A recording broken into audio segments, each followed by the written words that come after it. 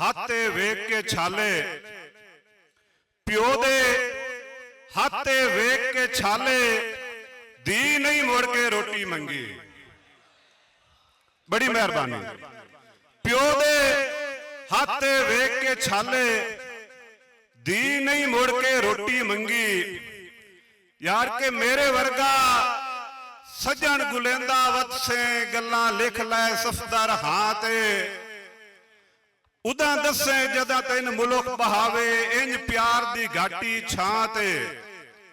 और धक्के जल के कल तई वापस हमसे तू सजन गया कदमा ते।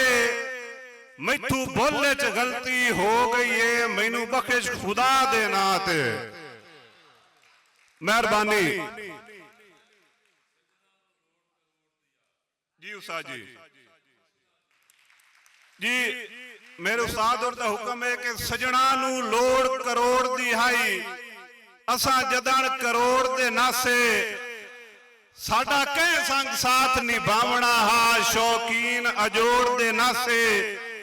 और यार हासे कीमती गाने जिंदगी दे, किसे कीमत थोड़ दे नासे। सानू सजना निंद के इंज सटिया जिवें सफदर लोड़ दे नासे। मेहरबानी यार पवे लोड़ तलू वध हर कोई लैंदा है, उच झिक नू वेदा कोई नहीं। मेरे रुलन ते अज बड़ा खुश बैठा है, तेरी हाली ताई हसरत मोई नहीं। एक मैं नहीं हर ते डंगम दिन, तेरे नाल जो सफदर होई नहीं। उदा पुछसा जदा कोई जिंदगी इच हंजू पूजन कान लदोई नहीं।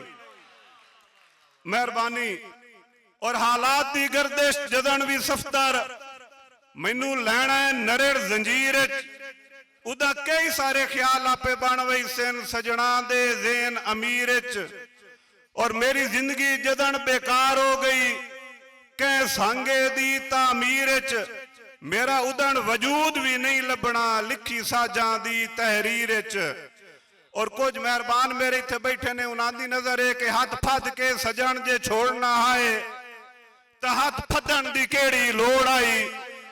जदा सारी उम्र रुआवना है डुगी गड्ढन दी केड़ी लोड़ आई।